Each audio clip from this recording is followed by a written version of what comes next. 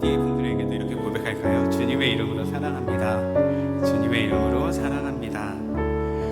우리가 보고 있는 민수기 20장부터는 이전과 다르게 이야기가 전개됩니다. 민수기 14장에서 이스라엘 백성은 가나안을 떠나게 됩니다.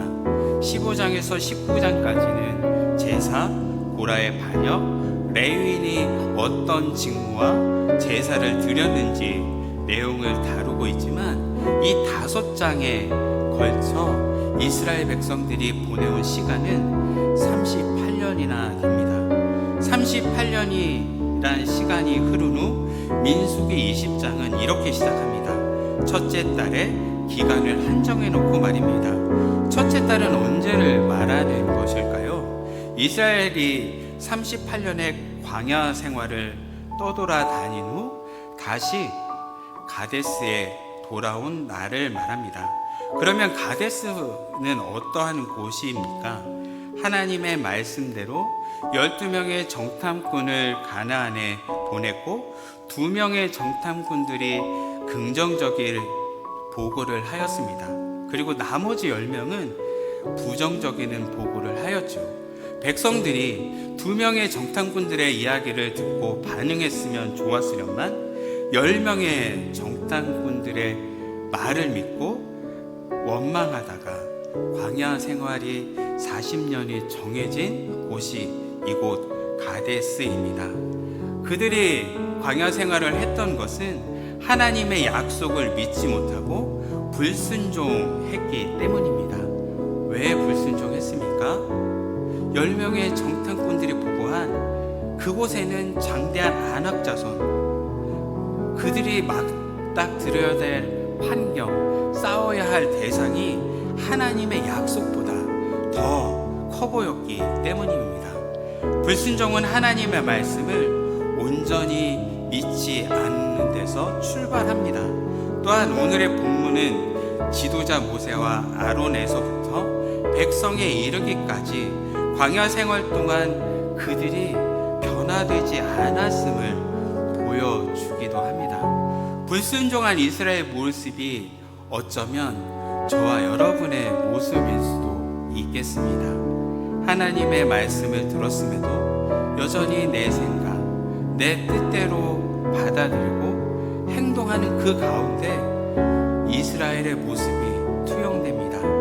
하나님의 말씀이 있으면서도 여전히 그 말씀을 믿지 못하고 두려워하고 염려하는 나를 발견하게 될 때 우리는 불순종한 이스라엘의 모습을 보게 될 것입니다. 그럼에도 우리에게 은혜가 있는 것은 무엇입니까? 하나님은 우리의 상태, 우리의 모습 혹은 하나님을 배역하는 불순종 가운데도 그의 백성인 우리를 하나님의 은혜에서 벗어나지 않도록 하신다는 것입니다. 불순종한 우리에게 하나님은 은혜를 부어주신다는 것이지요. 약속의 땅을 목전에 앞에 두고 출애굽 1세대는 반역하여 그곳에 가지 못하고 38년간 광야를 떠돌아 다닙니다. 그 후 가데스에 나와 이렇게 20장 1절은 시작합니다. 우리 20장 1절 말씀인데요, 같이 읽을까요? 첫째 달에 이스라엘 자손 곧 온 회중이 신광야에 이르러 백성이 가데스에 이르더니 미르암이 거기서 죽음에 거기에 장사되니라. 가데스에서 미리암이 죽음에 장사되니라 합니다. 모세의 누이 미리암이 죽었습니다. 또한 20장 마지막 절인 29절에 보면 아론의 죽음을 이렇게 기록합니다.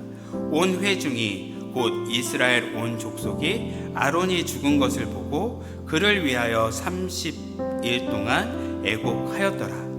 1절에 미리암이 죽고 마지막 절인 29절에 아론이 죽었습니다.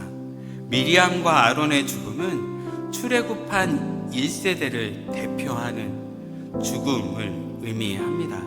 그렇기에 38년이 지난 후 도착한 이 광야에서 온 세대들은 광야에서 나고 자라난 출애굽 2세대들입니다. 출애굽 2세대가 가데스에 도착했습니다. 가데스는 부모 세대가 하나님의 약속을 믿지 못하고 원망하다가 광야 생활을 하게 된 곳입니다. 그곳에 도착한 이스라엘이 마주한 것은 물이 부족하여 자신들과 가축에 먹을 물이 없었던 것입니다. 조금은 이상한 것이 신광야 중에 가데스 지역은 오아시스 지역이었다고 합니다. 가데스란 이름이 축복의 샘이라는 뜻을 가지고 있는데요, 그의 뜻과 같이 4개의 샘물에서 물이 솟아나 물이 풍부한 지역이었다고 합니다.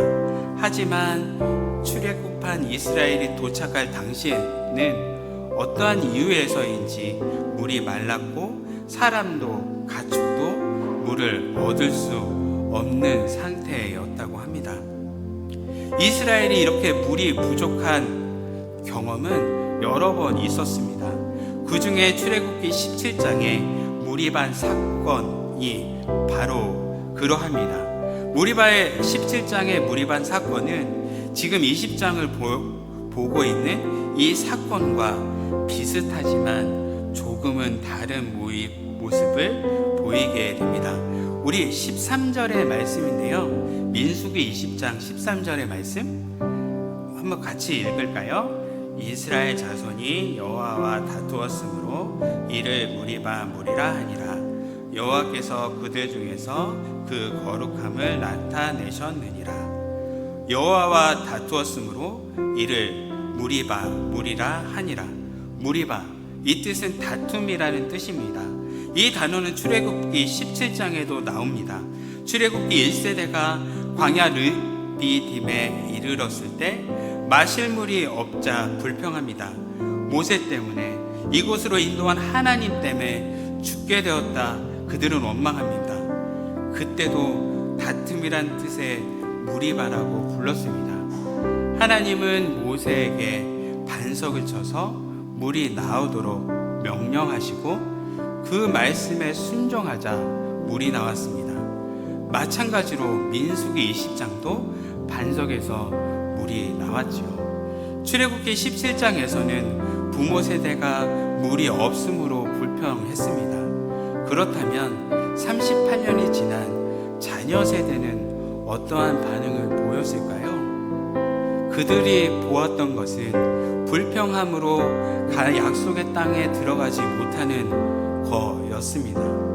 그런데 이들도 부모 세대와 마찬가지로 물이 없으므로 불평하고 원망합니다. 3절의 말씀입니다. 우리 3절 말씀 같이 읽을까요? 백성이 모세와 다투어 말하되 형제들이 여호와 앞에서 죽을 때 우리도 죽었더라면 좋을 뻔하였더라. 출애굽 2세대가 광야에서 물이 없자 그들의 부모 세대가 했던 것처럼 또 하나님을 향하여 원망합니다.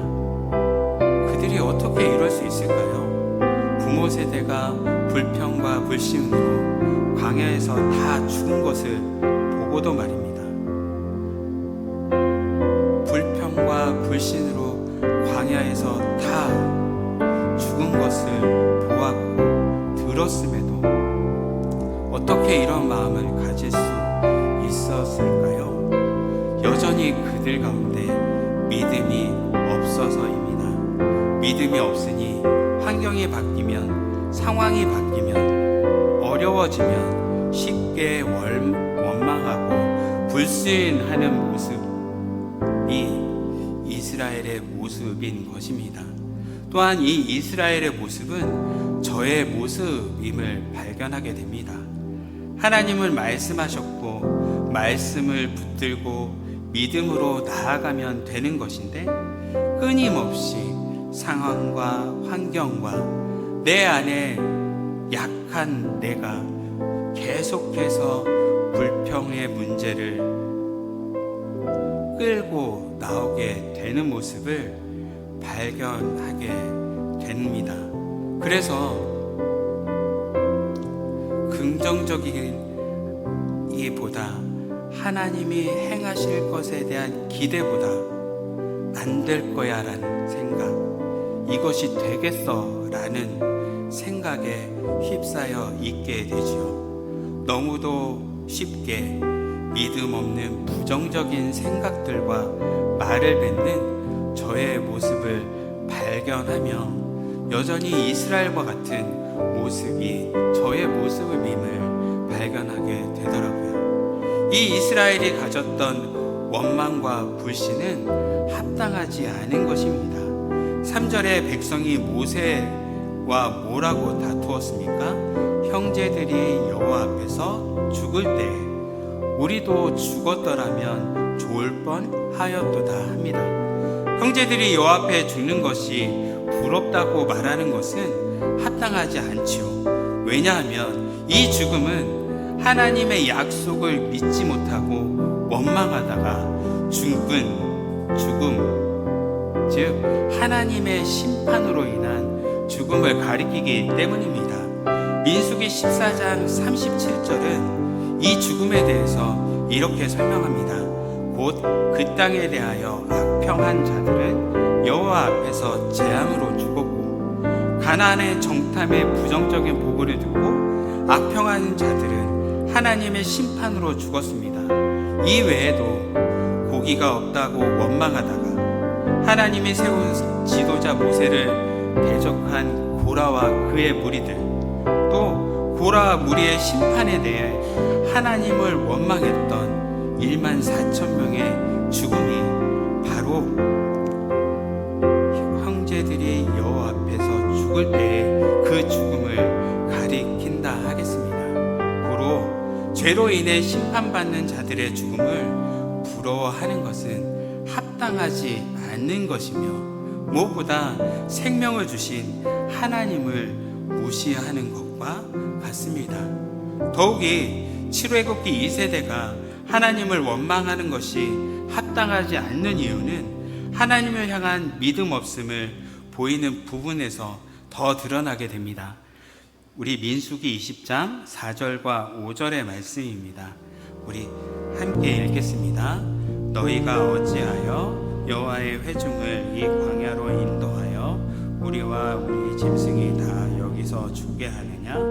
너희가 어찌하여 우리를 애굽에서 나오게 하여 이 나쁜 곳으로 인도하였느냐? 이곳에는 파종할 곳이 없고 무화과도 없고 석류도 없고 마실 물도 없도다. 이 세대는 광야에서, 출애굽 2세대는 광야에서 나거나 자란 사람들입니다. 그러니 그들이 가데스에 오기까지 그들이 보고 느끼고 생활하려는 곳이 어디입니까? 광야입니다. 그들은 광야 생활이 전부입니다. 광야는 어떤 곳입니까? 사람이 살아갈 수 없는 곳입니다. 사람에게 필요한 물이 없고 식량이 없습니다. 길이 없어 방향을 알지 못하는 땅입니다.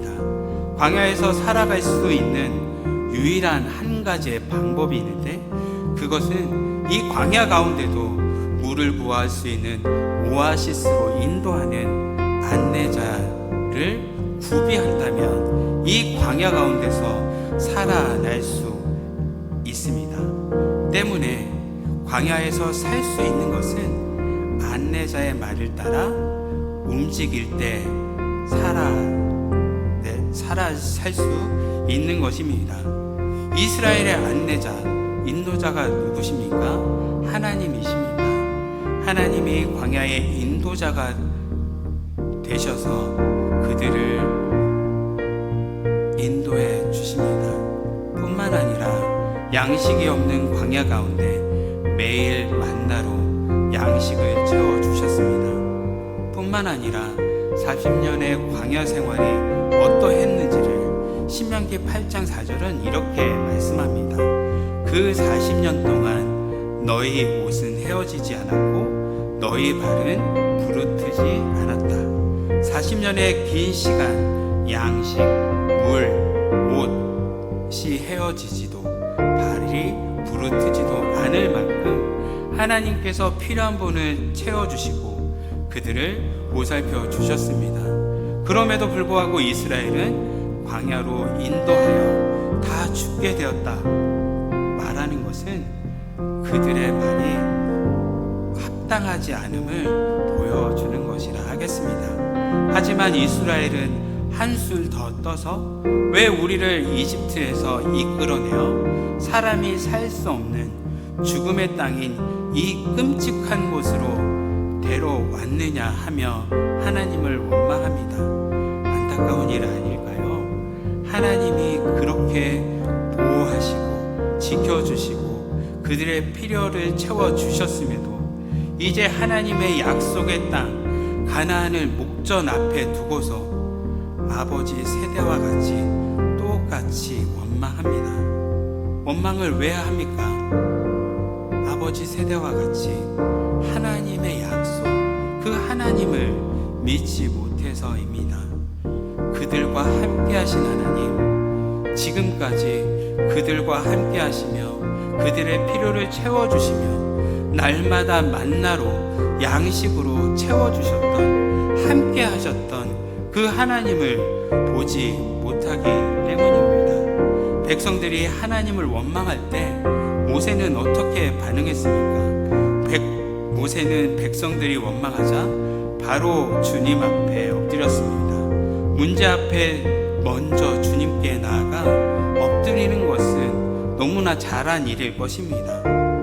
그리고 그 엎드림 가운데 주님께서 8절 말씀으로 말씀해 주십니다. 우리 8절 말씀인데요, 같이 읽겠습니다. 지팡이를 가지고 내 형 아론과 함께 회중을 모으고 그들의 목전에서 너희는 반석에게 명령하여 물을 내라 하라. 내가 그 반석이 물을 내게 하여 회중과 그들의 짐승에게 마시게 할지니라. 하나님이 모세와 아론에게 뭐라고 명하셨습니까? 지팡이를 가지고 회중을 모으라. 백성들이 보는 앞에서 반석에게 명령하여 물을 내라고 말씀하셨습니다.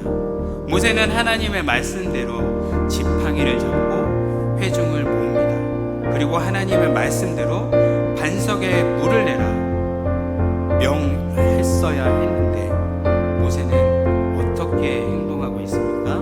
10절에서 11절 말씀입니다. 우리 10절에서 11절 말씀 같이 읽겠습니다.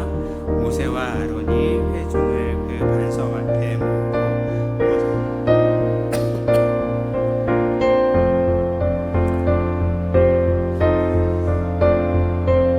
모세가 그의 손을 들어 그의 지팡이로 반석을 두번치니 물이 많이 솟아나오므로 회중과 그들의 짐승이 마시니라.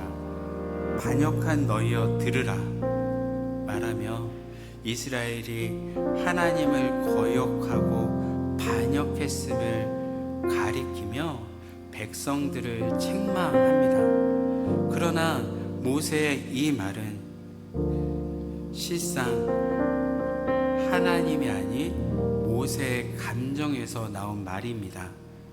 그가 감정에서 나온 말임을 어떻게 알 수 있냐면 하나님이 백성을 향해 질책하라고 말씀하시지 않았기 때문입니다. 이는 모세가 볼 때 출애굽 1세대와 같은 그 모습을 향한 백성들을 향한 분노였을 것입니다.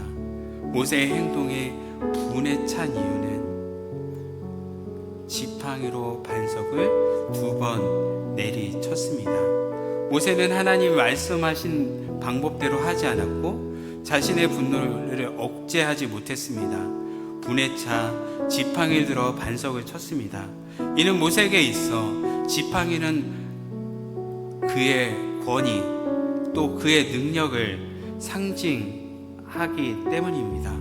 모세의 지팡이로 어떤 일을 했습니까? 바로 앞에서 그 지팡이가 뱀으로 변하기도 했고 지팡이를 들고 홍해를 갈랐으며 출애굽기 17장에서는 지팡이로 반석을 치자 물이 나왔습니다. 이 지팡이는 하나님의 능력, 권위를 상징했습니다. 때문에 모세는 하나님의 말씀을 귀 기울여 듣지 않고 자기의 습관대로 지팡이로 반석을 쳤을 것입니다. 또한 모세가 반석을 친 이유는 반석에게 명하라 말씀하신 하나님의 말씀을 온전히 듣지 않는 데서 있습니다. 하나님의 말씀을 온전히 듣지 않고 순종하는 것, 이것이 불순종이지요. 온전히 듣지 않으니 자신의 생각, 자신의 습관, 자신의 방법대로, 더 나아가 자기의 감정을 주체하지 못하고 행동을 옮기게 된 것입니다. 그럼에도 놀라운 것은 무엇인가요? 모세는 불순종했으나 하나님께서는 물이 많이 솟아나오므로 회중과 그들의 짐승이 마시니라. 말씀과 같이 반석에서 폭포수와 같은 물을 내어 놓으심으로 목말랐던 백성들과 가축들이 마시기에 충분한 물을 공급해 주셨습니다. 하나님의 은혜, 하나님의 사랑이 보이지 않습니까? 이스라엘은 매번 하나님을 배반하고 원망하고 불평하고 하나님의 말씀을 온전히 듣지 않고 자기 방법대로 하는 연약한 자들이었습니다. 우리도 그러한 자들과 같지요. 그런데 하나님은 이런 연약한 자녀들을 사랑하시어 폭포수와 같은 반석에서 물을 내어 주시고 계신 것입니다. 하나님은 저와 여러분을 너무도 사랑하십니다. 우리가 때로는 하나님의 마음을 아프게 할지라도 계속된 하나님의 사랑은 그 아픔 가운데도 멈추지 않습니다.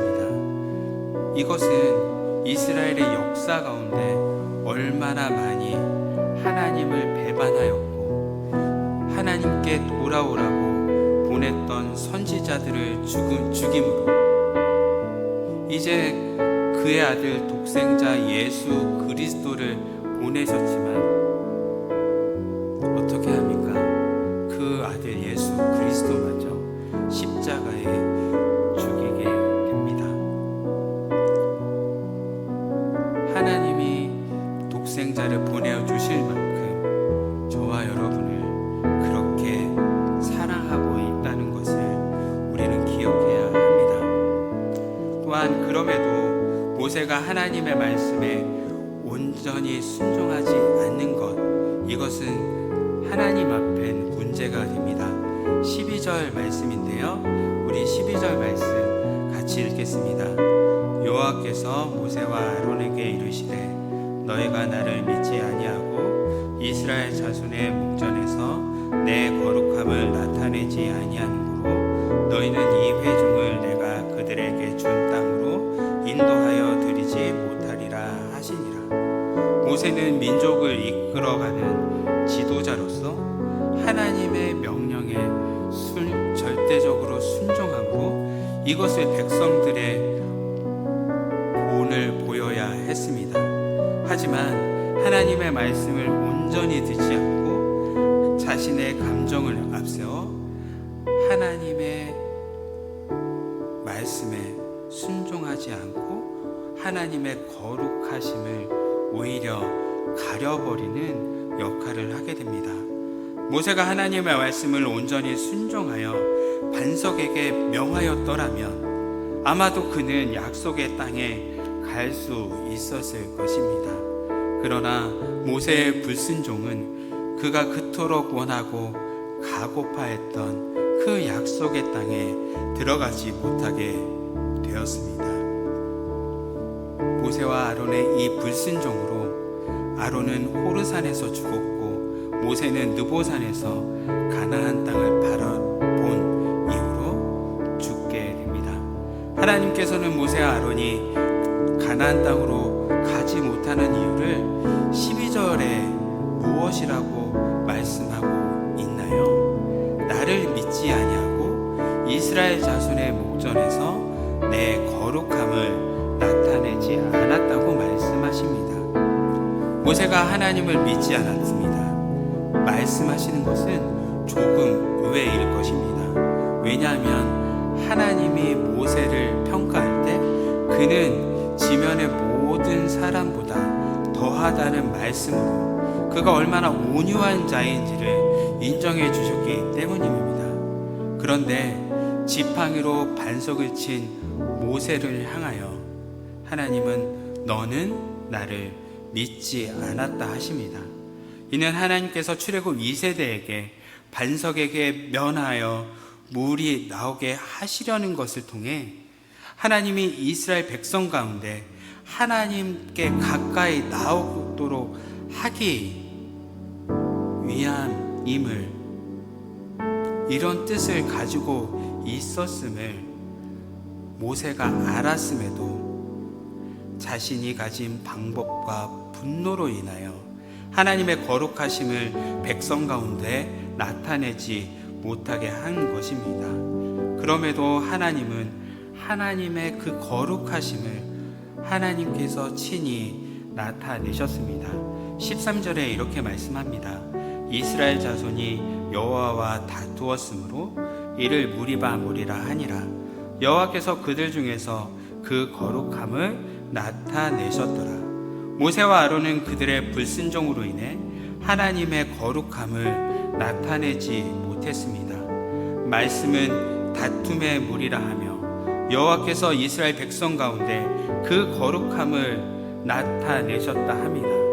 이는 하나님께서 그들과 함께 하심을 드러내는 말씀인 것입니다. 하나님은 광야의 안내자가 되어주셔서 그의 백성들과 늘 함께 하셨습니다.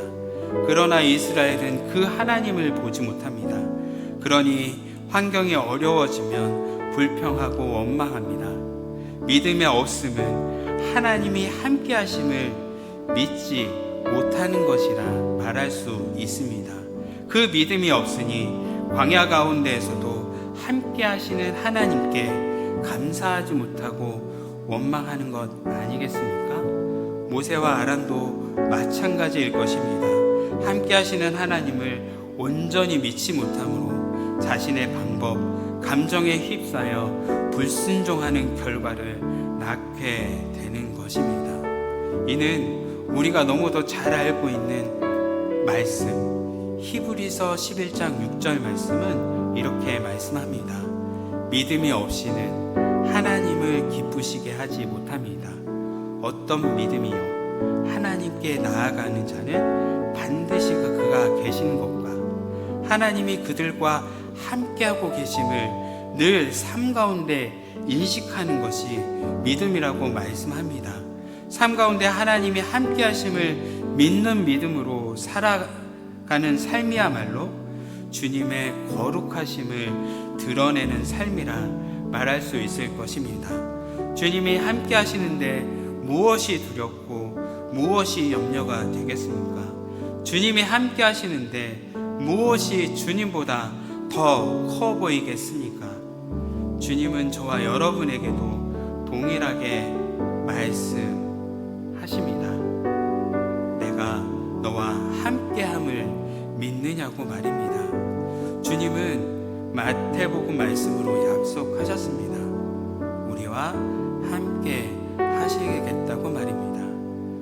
이 말씀을 온전히 믿는 믿음으로 저와 여러분의 삶 가운데 주님이 늘 함께 하심이 드러내는 거룩한 삶을 살아내시기를 소망합니다. 거룩한 삶을 살아내는 것, 그것이 무엇이시겠습니까? 하나님이 이 땅 가운데, 우리 교회 가운데 원하시는 서로를 사랑하고 이 서로의 사랑이 우리 교회를 넘어 이 지역 가운데로 흘러갈 때일 것입니다. 저와 여러분이 주님의 함께 하시는 그 믿음으로 우리에게 어떤 상황과 환경이 올지라도 그 믿음을 잃지 않고 우리의 삶 속에서 드러내 거룩한 삶을 살아내시는 저와 여러분 되시기를 소망합니다. 우리 찬양하며 주님 앞에 나아가겠습니다.